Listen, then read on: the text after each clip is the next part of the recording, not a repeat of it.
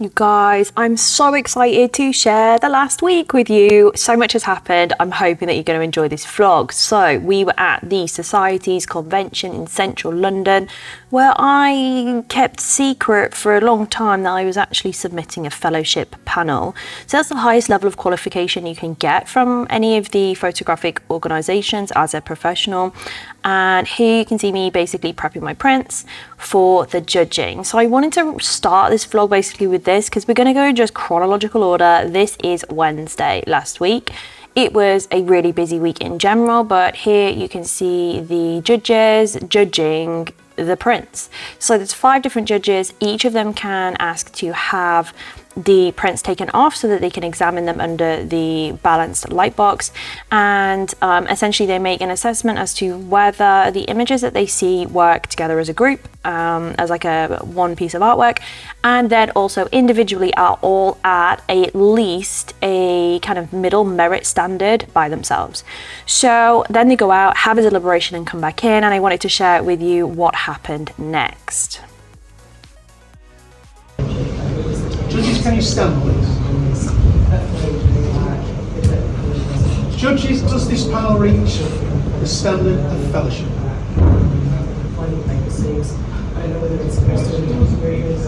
Congratulations, we have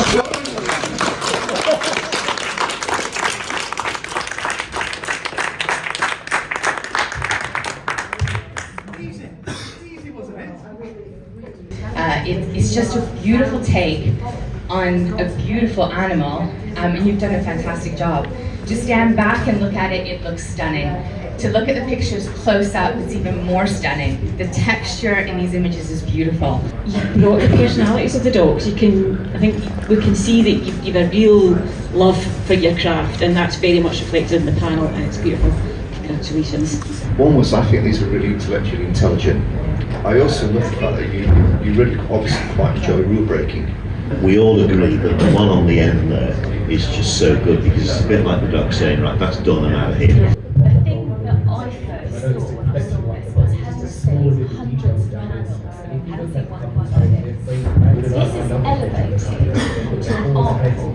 I could have any one of these hanging off my wall, even though it's not my dog, and I would never get tired of looking at it. So very grateful for this. I'm now ABIPP FSWPP for my name, and of course we had to celebrate and we did an MTog meetup, which was amazing in central London. So then it was time for the next day. We're now the next morning, and I wanted to show you a little bit of the print competition judging. We're not going to show anything from anybody else's work here, just my own, so that you can get a little bit of a feel for what happens. So I submitted, I thought I'd submitted like 5 or 6 pictures, but turns out I actually had 9 prints in, and so here you can see one of our images going through. This was actually selected by the team. That's the light box that the judges judge under, and as you can see, it's kind of going through. There's 5 judges. Each of them assesses the image and then puts a score into the little score pad out of 100, and any image that scores 80 or above ends up in the exhibition. And as they're typing in their scores, you can see the scores kind of coming through on the left hand side of the image. So you can see with this one, that's under the light box, and then on the left hand side right up at the top you can see the print score, and then the judges will discuss it and give feedback or challenge the score either up or down as the process goes on. This image scores 83.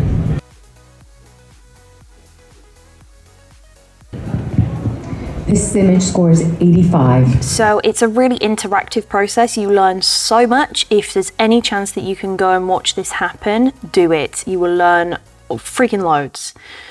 So then, of course, we had to go to the trade show and see our friends. We're just going to sort of like shortcut to our friends, basically. Yeah. Gonna go and see Ian. Look, Ian's got his water bottle. Ah!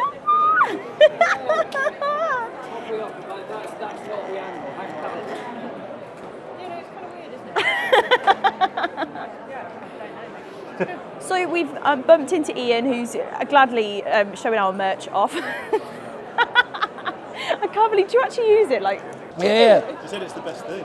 It's the best water bottle I have had. So obviously Ian is from Light Blue. Light Blue is our studio management software. So all of our client sheets go into it. Our client workflows just run automatically. Basically make sure that I don't miss a client comms or a reminder email, because I'm really bad at that, especially the busier that it gets, the more those bits fall apart almost. Yeah. Your software has loads and loads and loads of features that I don't even use, but the ones I do use save a ton of time and also save the client relationship as well as it goes through, and really make sure that everybody's looked after and feels like they're taken care of, even though it's automated.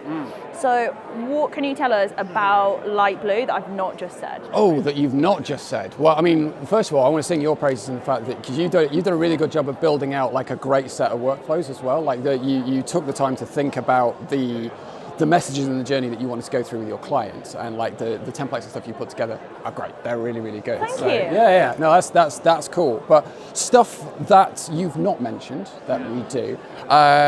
So things like we've got scheduling calendars, which help you to save time. So if you're having a conversation back and forth with your clients to say, like, oh, when are we going to do this shoot, or when are we going to have a viewing or whatever, you can actually just give them a link to your scheduling calendar to pick dates and times. You can specify when you're going to do that. So if you think about things like Calendly or Acuity or whatever, same thing, but directly linked in with Light Blue, tightly linked in with your client's details already in there and stuff, which is great, really useful. Sales and invoicing as well, so that's very handy.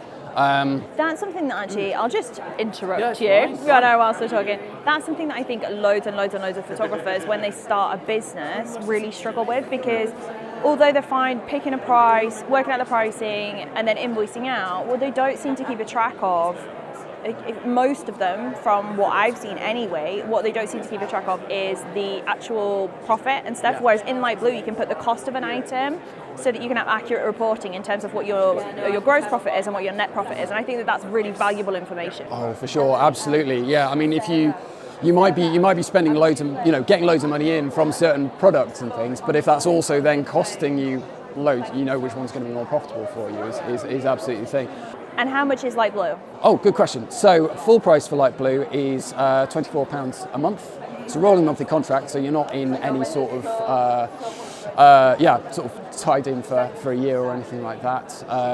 So full price for Light Blue is £24 a month. I think you've got a nice offer code. I do have a discount code. Yeah. I may drop it below this video, if that helps people. I can't remember what your discount code is. I can't remember what it is either. Yeah. I'll find it. Well, thanks so much for taking the time today. Yeah, thank you. Thanks for the Yes, yeah.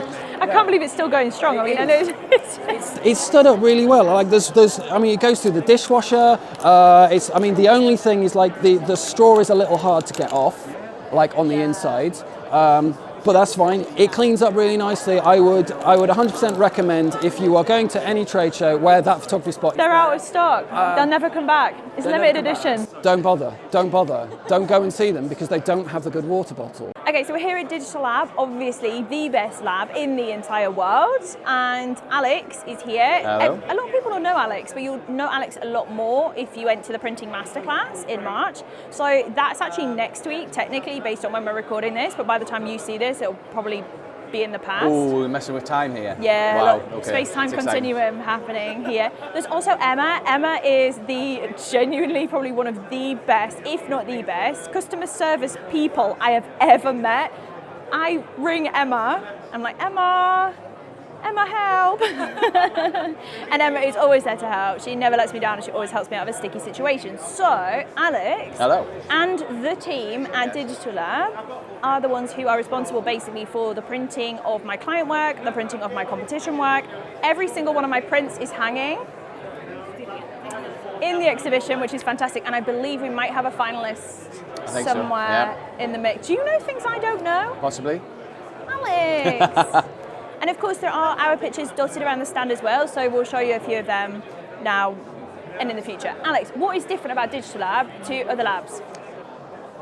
I think it's an easy thing to say that it's the history and the experience of the team, because a lot of labs will claim that, but there's such a depth of involvement and love for the photographic industry within the team. It's every single person in the lab is in some way involved in the photographic industry before they came to Digitalab, whether it's through university and stuff like that. I mean, I think half of us are from photographic courses on the uni. I mean, you know, team members like Jeff and Andy at the lab have been there for like 42 years. Steve's been there because obviously we merged with Colour World last year as well, so they have a long, long history as well. People like Steve have been there 30 odd years and stuff like that, and they're just ingrained into it, so everything is geared towards this love of photography, and it's like it's a genuine thing rather than just a job. Yes, it's not just a job. Yeah. It's more than a job, which is good. I think anyone who interacts with us on like, you know, the 11 o'clock at night or something like that, when they're getting in touch with us on any sort of social platform, and we're still there, happy to help, sort of thing. I think it's kind Every of weekend recently. We were joking before, you know, at the convention, you bump into people and you know, you're chatting to everyone. Some people you haven't seen for a year or even more and stuff, and it's just like, wouldn't it be horrible if we had to get a real job? Yeah. You know, something that you didn't like have Proper this job. sort of like love for kind of thing, because it doesn't feel like a job when you actually get to work with all these talented people and with a great team kind of thing. And it is really, really corny to say that, but it's true. It's so cute. It's so cute. Emma, how do you keep your patience with people like me who incessantly ask for things all of the time and need help? Do you know what? It's so easy. It's the whole reason I'm there. I know how important it is to make sure that you love what reaches you at the end of the process. So anything I can do to make that easier or smoother makes it feel worthwhile. That's the whole thing I'm there for. Yeah. And you're really good at it. Oh, thank you. You're so good at it. Honestly, you are so good. I remember when we were hiring again for another admin assistant who deals with a lot of customer service, I was like, do you know what we need? We need an Emma from Digitalab. Like, we just need Emma. We wouldn't poach her, obviously. But she wouldn't come either down to Yorkshire, I don't think. But no, absolutely model of the perfect person. Because I feel like I can just trust you. Thank you. If I'm like, look, I've got this one. It's going to be a bit of a tricky one. I don't really know what I'm doing with it. This is where I'm at right now. Can you help? And you were like, yep, leave it with me. Send it over. We'll sort it out. And I just know that from that point onwards, I don't need to worry about it. It's not on my mind. It's something that I'm concerned about. Yeah. So I think you're amazing. We want to take care of you. Yeah. I mean, it's a lot of trust choosing what lab to use. Like, it's a big commitment for a photographer. So we want to make sure that your trust is placed in us, rightfully so. So anything that we can do to make your lives easier, it's what we do. You definitely make my life easier. So where can people find you? Not Now, like necessarily or? like in real life. Not necessarily like real life, but like online. Online, website, digitalab.co.uk. And everything's there. So you should go. Or go to the residencies. The residency, 100%, June 26th, 28th. This lady will be here. I'll put some info in the description below. Okay, thank you. Thank you very much. Cheers, guys. Thank you. So Tianna, you are a portrait photographer. From what I've seen anyway, you specialise in maternity most of the time. And you've been speaking today and yesterday? No, just today. Just today, yeah. And how was your classes? What did you teach? It was incredible. So this class was all about the why and how of maternity photography. So I wanted to kind of give a brief introduction and get into how we shoot maternity, but also why, because I feel like it's really important that we don't miss that. A lot of photographers are very interested in doing the newborn and kind of skipping out the maternity, and I just think this is a really good opportunity to build that relationship with that mum, because after that baby's born, that's it. It's about the children, the family, and they kind of get forgotten. So I feel like this is a really good chance to make her feel incredible, and then I think you have a client forever. So. And your work's amazing. Thank you so much. And so is your fashion sense, may I just add? Thanks. I really like some of the work that I've seen from you that's quite almost like not low-key but quite dark, but really rich colours coming through it. That's probably my favourite stuff from you. Thank you. Can you tell us a little bit about how you started to go down that route? So, because your backstory for being a maternity photographer is really interesting. So how did you actually get into maternity photography, and then how did you end up at that point? Okay, so my journey into maternity photography is actually because I was a midwife beforehand, and although when I first kind of got into photography, I didn't really explore that until I went to a workshop that had maternity and newborn, and I thought, this is perfect, like why didn't I think of this before? So I felt like I could be a midwife again, but without being in the NHS doing the 12-hour shifts and all of that. So that for me was like the perfect way to kind of keep both passions alive. I guess where my ideas come from in the sense of like the dark, rich tones and colours is very much inspired by culture, and a lot of cultures kind of just, they always incorporate really strong, bold colours because they have quite a lot of meaning. So when I do have someone that's like, I really want bold yellow, I'm like, oh my gosh, this is like, it just makes me so happy. Like reds and yellows and purples and things like that. So it's very much inspired by what they want, and it's also a cultural celebration for them. So I always feel really honoured to be able to do that for them. Thank you so much for taking the time to speak to us. And thanks for the tip on the coat. I mean, look at you. It's gorgeous. I love it. I need one. So thank you. Here we have some MTog prints which were basically scored above 80, so they're in the exhibition. The first one was Clara's, this one is Frankie. But basically, if it scores above 80, it hangs.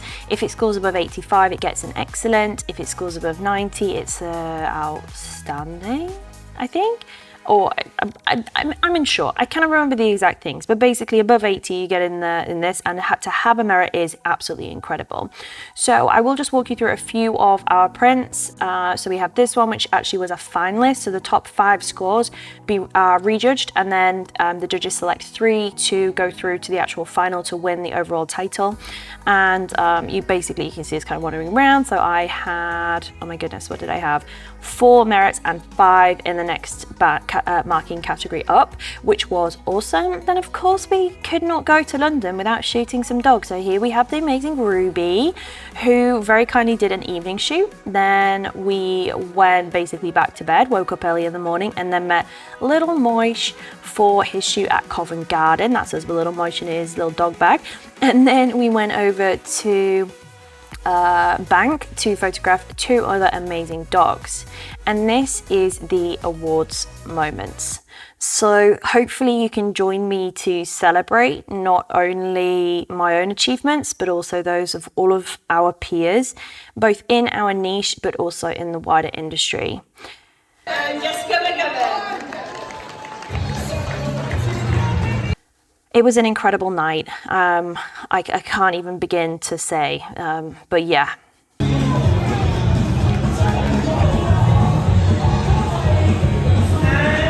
the winner of the 20x16 Pets category for 2023 is Jessica McGovern. Totally overwhelming to win the title for Pet Photographer of the Year 2023, and the societies have these incredibly well-known glass globe trophies that spin, which was very fun for us all at the table to have a spin on the glass globe. Little did I know at this point that that wasn't the only globe that I was going to get. However, at this point we needed to go up on the stage to collect our fellowship certificate, so me and my fellows, all went up on the stage, and there was actually 9 of us on this occasion. There was one other person who I think entered their panel into pets, unconfirmed. So we have basically an amazing group of people. I was waiting for my friend Gemma, who has been incredibly supportive over the last 4 months. I spent over 100 hours on this panel of work, and it's been incredibly stressful, incredibly difficult. And for some reason, I've also entered another fellowship somewhere else, because why would you not put yourself through this pain and growth for better results? I don't know. I really enjoyed it. It was amazing to share the stage with such epic people. We can see here having hugs with the director of this organization, and then also with Terry, who runs the print comp, print judging, qualifications-y stuff, who has been also really supportive. So definitely a learning experience and growth process for me, but that's not it. Holy hell, guys, on a pancake, we also took the 3rd place overall for the entirety of the print comp. I was totally not expecting this. I'd had a little bit more to drink. I thought the night was done for me, but you know, it just turns out that it wasn't over yet. So I had to go back up on that stage again, the same image, the one of my 2 finalists that had got into the top 3, that one of Peggy, which was shot at this event last year. So fitting, so weird, so strange that it was that one, but I'm so very proud of that, of me, of our team, of our students, And what you don't see here also is that we also ended up in the top 4 shortlist for the best professional trainer of the year from 2022.